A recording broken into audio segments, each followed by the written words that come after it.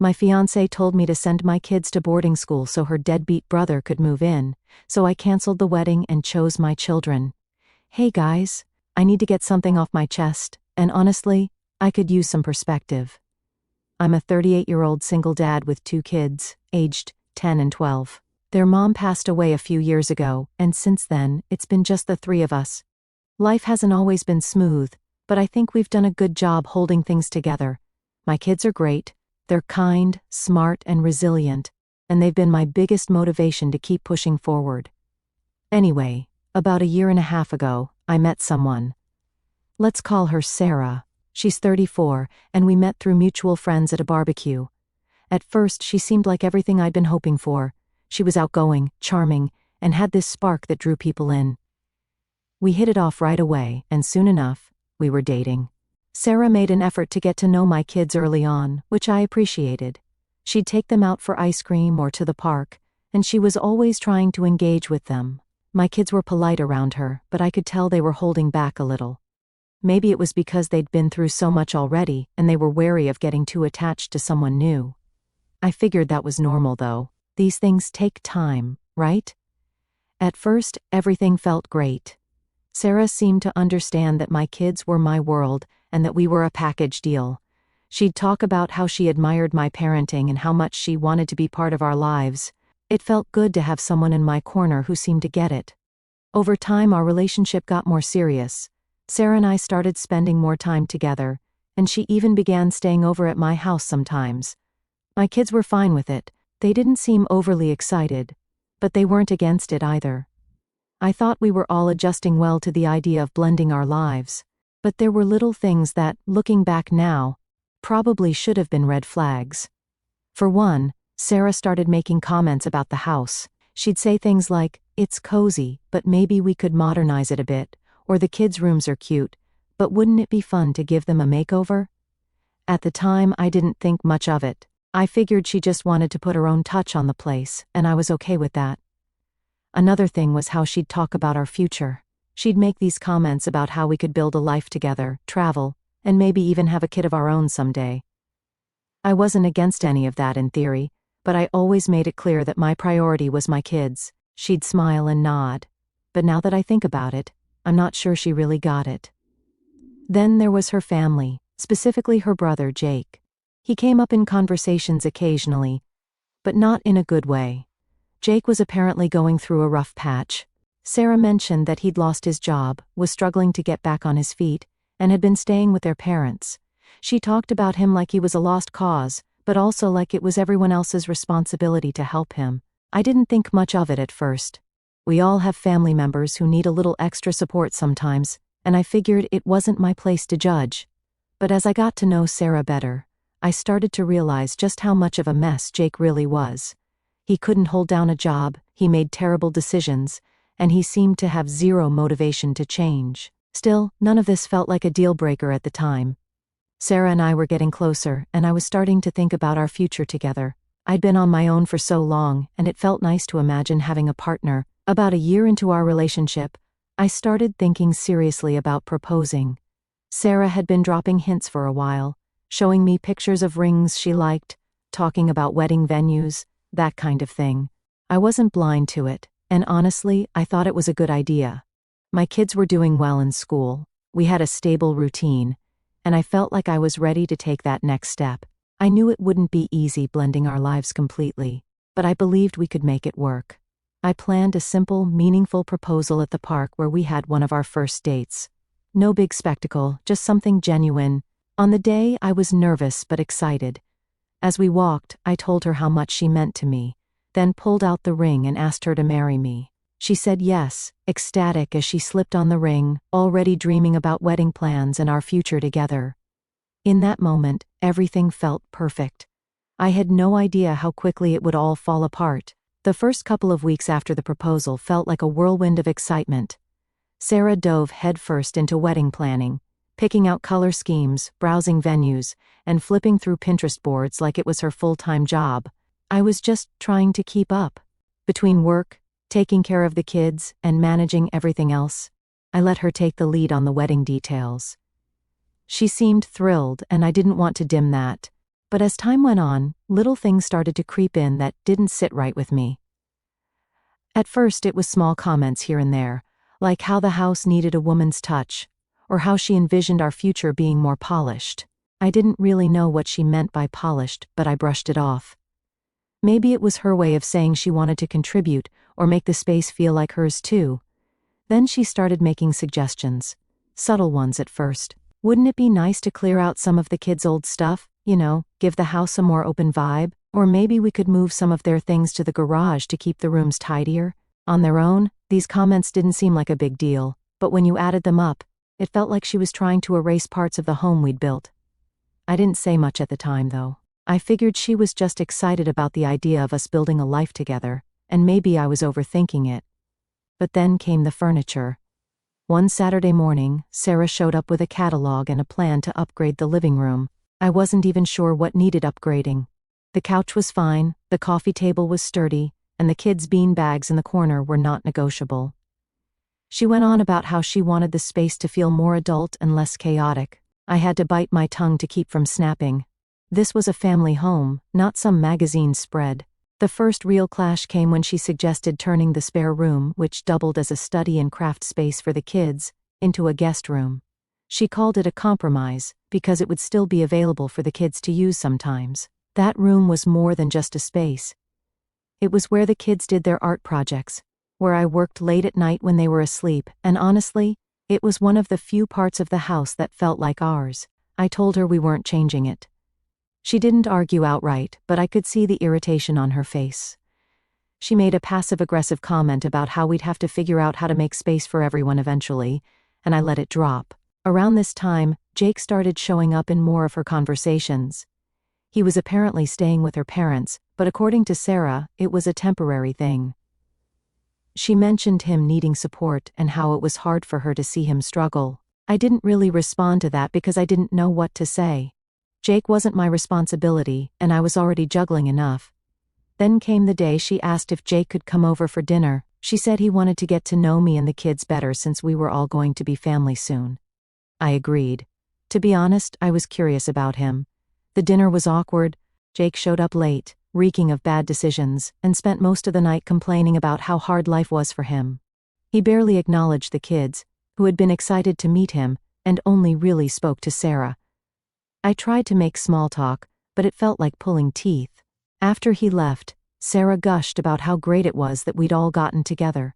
I didn't know what dinner she'd been at, but it wasn't the one I'd just endured. I told her Jake seemed like he was going through a lot, and she immediately got defensive, saying he just needed a chance to turn things around. I let it drop again, but something about the way she jumped to his defense didn't sit right with me. A couple of weeks later, Sarah started mentioning Jake more frequently. She said her parents were pressuring her to help him out, and how she felt torn between her family and her future with me. I could tell she was fishing for something, but I wasn't about to bite. That's when the requests started getting bolder. She floated the idea of Jake staying with us for a little while after the wedding. I told her I wasn't comfortable with that, but she wouldn't let it go. She said it would just be temporary, and that he'd stay out of the way. I asked where he'd stay, and she casually suggested the spare room. I reminded her that it was the kids' space, and she brushed it off like it wasn't a big deal. The conversation didn't go anywhere, but it left a bad taste in my mouth. Around this time, I also noticed a change in how Sarah interacted with the kids. She started asking them questions about school and their routine, which seemed harmless at first.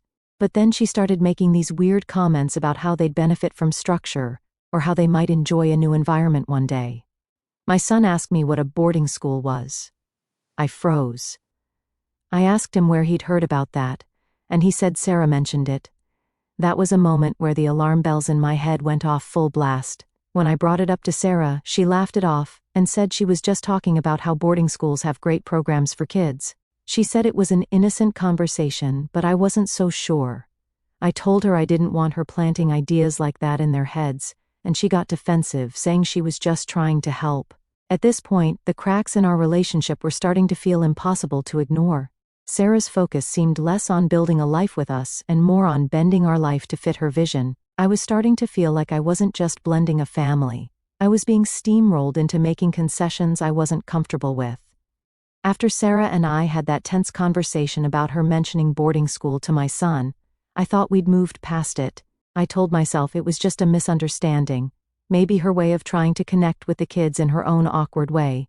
I wanted to give her the benefit of the doubt because at the time, I still believed we were working toward the same future. But as the days passed, the pieces started falling into place, and it wasn't pretty. I had no idea how far she was planning to take things until one evening when she sat me down and laid it all out. It started like any other evening. The kids were upstairs finishing homework, and I was trying to relax on the couch after a long day. Sarah walked in with a determined look on her face, the kind of expression that told me whatever she was about to say, I probably wasn't going to like it. She sat down across from me. "We need to talk," she began. I sighed. "All right, what's on your mind?" She hesitated for a moment, which wasn't like her. Sarah usually didn't hold back when she wanted something.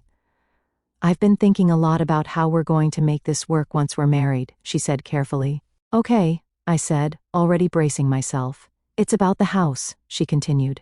"I don't think it's going to work the way it is now, not with all of us here." I frowned. "What do you mean? We're doing fine as it is." She shook her head, giving me a look like I was missing something obvious. "No, we're not. This house is too small for all of us to live comfortably. We're going to have to make some changes." I could feel my patience slipping already. "Sarah, the kids have their rooms. I've got my office/spare room. It's not perfect, but it works. What kind of changes are you talking about?" That's when she dropped the bomb. "I think we should consider sending the kids to boarding school." I stared at her, trying to process what she'd just said, remembering my kids bringing that up too. "Boarding school? Are you serious?" "Yes, I'm serious," she said, her tone firm. "I've been looking into it, and there are some incredible programs out there. They'd get a top-tier education, meet new friends, and learn independence. It's a great opportunity for them." "What's the real reason you're suggesting this?" I asked, narrowing my eyes. "Because this feels less about the kids and more about something else." She hesitated again, but only for a moment.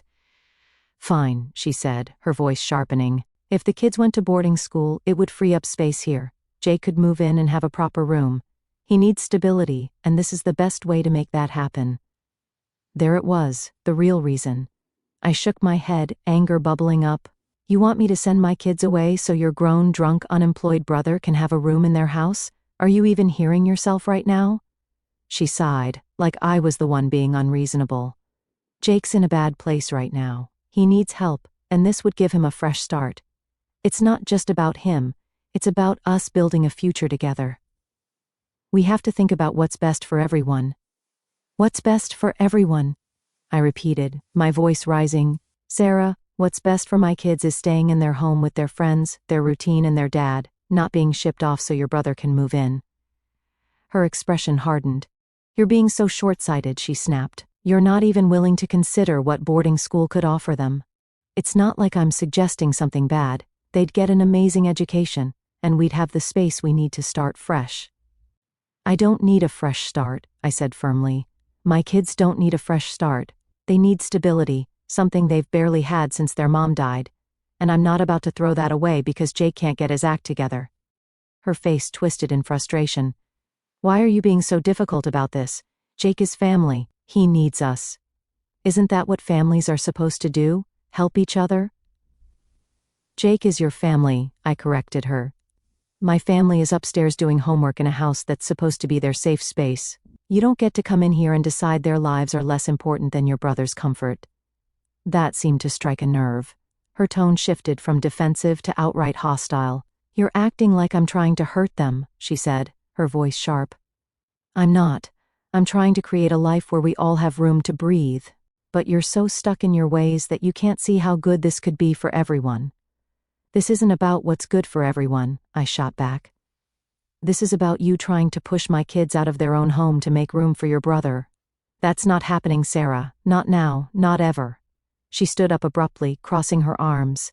"Fine," she said, trying to control herself from throwing a tantrum, as she always does. "If you're not willing to even consider this, then maybe we need to rethink everything." I stood up too, meeting her glare. "What's that supposed to mean?" "It means," she said slowly, "that if you can't put my family first for once, then maybe this isn't going to work." I'm not marrying someone who doesn't respect my family. I stared at her, completely stunned. Respect your family? You want to talk about respect? What about respecting my kids, my family? She didn't flinch. This is your choice, she said, repeating her ultimatum. Either you choose me or your kids, your call. And I won't settle for less. She walked out of the room after that, leaving me standing there in silence. I couldn't believe what had just happened. I'd known for weeks that something was off, but this was a whole other level. For the first time since I'd proposed to Sarah, I started to wonder if I'd made a huge mistake. The tension in the house had been building for weeks. Every time Sarah brought up Jake, it felt like we were headed for another argument. Then Jake showed up unannounced, and I was outright disgusted. The sheer audacity of it left me speechless. How could someone be so shameless, so utterly clueless that they couldn't grasp a basic fact? You don't just barge into someone else's life expecting a free ride. His recklessness wasn't just baffling. It was repulsive. This wasn't even the first time Jake had shown up unannounced at my place. But after everything that had happened recently, I had zero patience left for his antics. It was a Saturday morning when it happened. I was in the kitchen making breakfast while the kids sat in the living room finishing up some weekend cartoons. The knock at the door was sharp and deliberate. The kind of knock that told you the person on the other side wasn't leaving until you answered. I was already dreading who it might be. Ignore it, I called to the kids, figuring it was just a delivery or someone selling something. But the knocking didn't stop. When I opened the door, there was Jake, standing there with his usual smug grin. He had that casual, unbothered energy, like he was stopping by a friend's house to hang out, not barging into a situation he had no business being part of. "Hey man," he said, nodding at me. "Figured I'd swing by. Got a minute?" I blinked, trying to process why he was here. "Sarah didn't mention you were coming," I said flatly. Jake shrugged. "Didn't think I needed an invite. She said you guys were still working out the details about me moving in, so I thought I'd stop by and, get a feel for the place." The audacity of this guy was unbelievable. "I think there's been a misunderstanding," I said, keeping my voice level. "We haven't agreed to anything about you moving in." Jake laughed, like I'd just told him a joke. "Come on, man. Sarah said it's pretty much a done deal, just a matter of figuring out the logistics, right?" Before I could even respond, he stepped inside, walking past me into the living room. My youngest looked up from the couch, confused, and my oldest gave me a look that said everything I was already feeling. What is he doing here? "Nice setup," Jake said, looking around like he was appraising the place. He plopped down on the couch, stretching out like he owned it. I clenched my fists, trying to keep calm. "Jake, this isn't a good time. You should have called before coming over." Before he could answer, Sarah walked in the front door. She paused for a second when she saw Jake, then broke into a wide, overly cheerful smile. "Oh, Jake, I didn't expect you this early." "Early?" I said, turning to her. I didn't know he was coming at all. She waved her hand like it was no big deal. I must have forgotten to mention it. "No harm done, right?" I glanced at the kids and told them to head upstairs. Once they were out of earshot, I turned back to Sarah and Jake. "What's going on?" I asked, my voice tight. "Jake just told me he's here to check out the house because you've been talking about him moving in." Sarah's smile faltered, but she recovered quickly.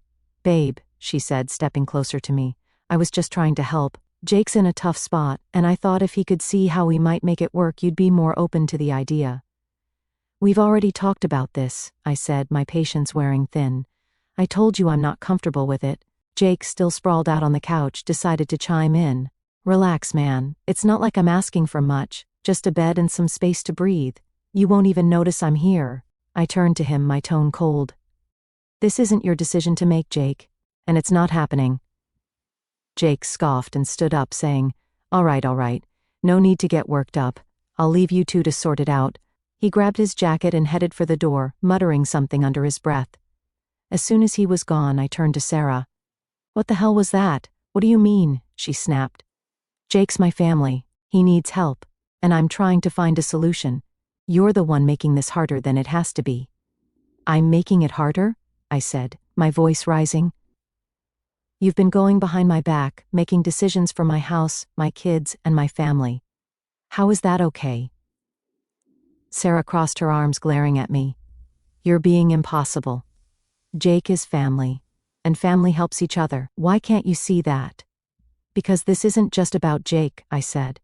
This is about you trying to push my kids out of their home to make room for him. They've already been through enough. I'm not uprooting their lives to make things easier for you or your brother. Her face twisted with frustration. You're so stubborn, she spat.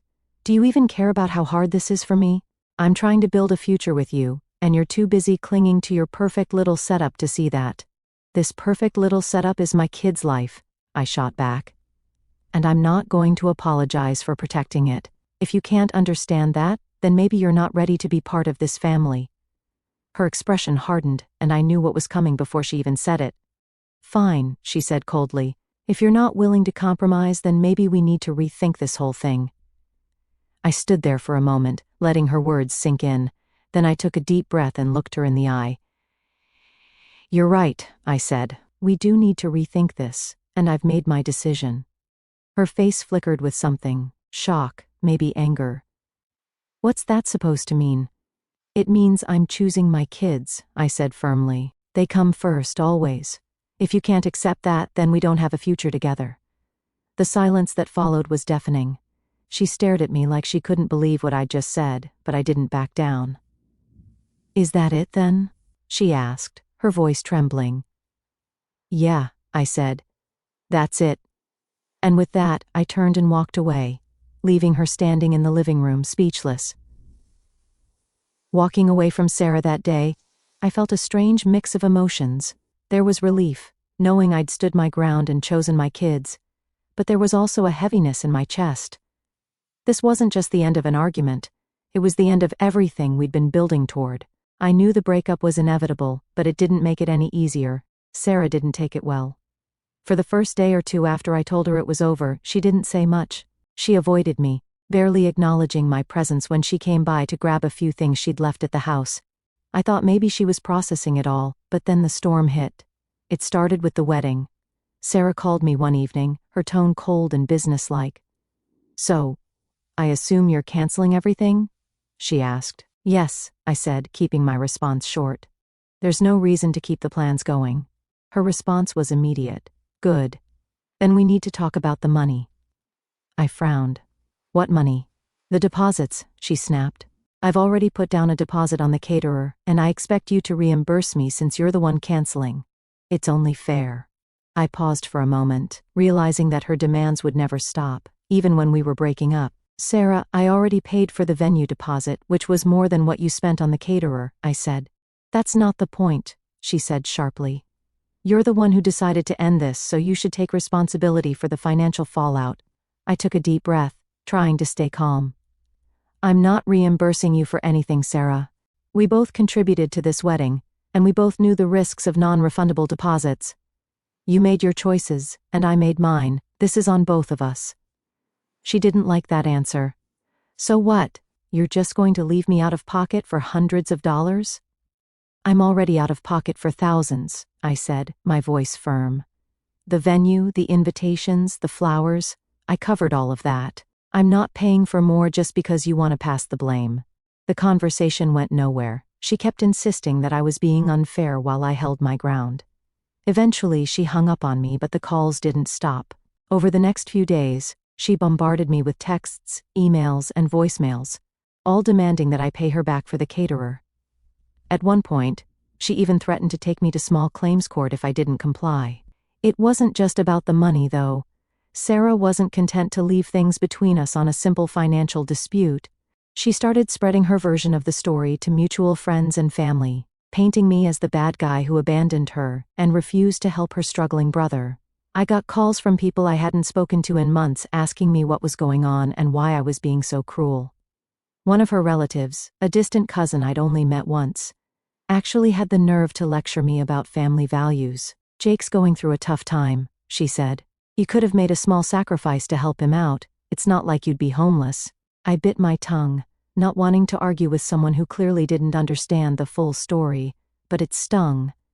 No one seemed to care about my kids or how Sarah's demands would have turned their lives upside down. All they cared about was her version of events, where I was the heartless villain refusing to help. Thankfully, I had my own circle of support. My close friends and a few relatives knew the truth and backed me up without hesitation. "You did the right thing," one of my friends told me. "Anyone who tries to push your kids out of their home doesn't deserve to be part of your life." Still, the fallout was exhausting. Canceling the wedding was a logistical nightmare. I had to contact vendors, explain the situation without airing too much dirty laundry, and navigate the awkwardness of calling off an event that people had already marked on their calendars. Most people were understanding, but a few tried to pry for more details. I kept my responses vague, saying it was a mutual decision, and that we'd realized we weren't on the same page about the future. Through it all, my kids didn't know the full extent of what was happening, but they could tell something had changed. My oldest asked me one night, "Are we not having a stepmom anymore?" I smiled gently and shook my head. "No, we're not. But you know what? That's okay. We're still a family, and nothing is going to change that." They seemed relieved, which only reinforced that I'd made the right decision. The thought of them being shipped off to some boarding school while Jake moved into their rooms still made my blood boil. Sarah had completely underestimated how much I valued my role as a dad, and that was her biggest mistake. The final straw came a week later when Sarah showed up unannounced to grab more of her things. She walked into the house like she still had some claim to it, her eyes scanning the place as if she were checking for signs of her absence. She didn't say much at first, just packed her stuff in silence while I stayed in the kitchen, giving her space. But as she was leaving, she stopped in the doorway and turned to me. "You know," she said, her voice icy, "you'll regret this. You had a chance to build something better, and you threw it away." I met her gaze, calm but firm. "No, Sarah, I didn't throw anything away. I protected what mattered most, my kids and their home. If you can't understand that, then this was never going to work." Her expression flickered for a moment, like she wanted to argue but couldn't find the words. Finally she scoffed, muttered something under her breath, and walked out the door for the last time. The house feels quieter now. Honestly, this wasn't the future I'd pictured when I proposed to Sarah. But maybe that's for the best.